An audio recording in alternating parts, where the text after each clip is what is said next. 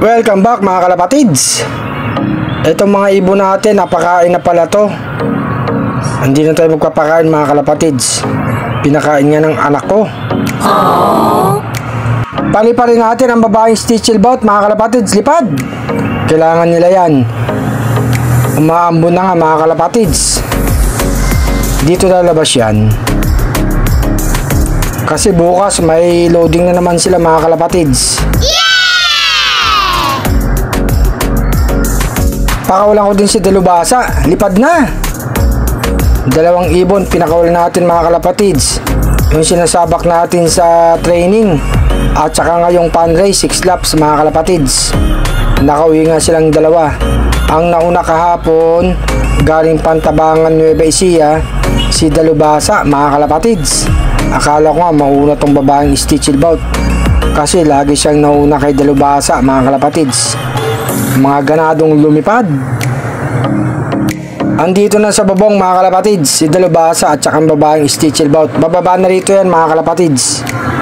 Sino kaya maunang bumaba? Tignan natin ha kung sinong unang papasok sa dalawa. Abangan natin mga kalapatids. Sino kaya? Si Dalubhasa ang unang bumaba mga kalapatids. Bababa na dito yan. Tatalo na yan si Dalubhasa mga kalapatids. Naglagay na ako ng tulay. Ayan na mga kalapatids. Kahit busog na sila, mabilis pa rin silang umuwi mga kalapatids. Papasok na yan. Lapitan natin ng konti. Ayan na. Tuloy-tuloy sa loob mga kalapatids.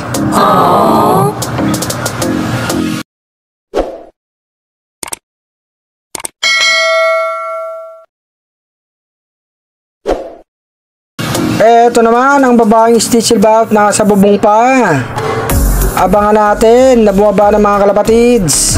Sana sa linggo maganda ang datingan na nito mga kalapatids. Naiwan kay Dalubhasa to. Ayun na, nasa ibabaw na ng trapdoor mga kalapatids. Papasok na yan. Si Dalubhasa nasa loob na. Ayan na yung ulan. Pasok na. Huwag ka na mag-alangan. Ayan na mga kalapatids, tatalo na yan. Talo na. Hop. Patingin-tingin ka pa eh. Ayan, tatalo na yan mga kalapatids. Tumalo na nga.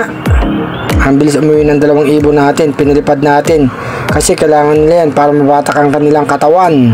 Lumalayo na nga ang training. Meron pa ang 6 laps pan race mga kalapatids. Ayabang naman ni Flavio. Nasa baba naman si Panday.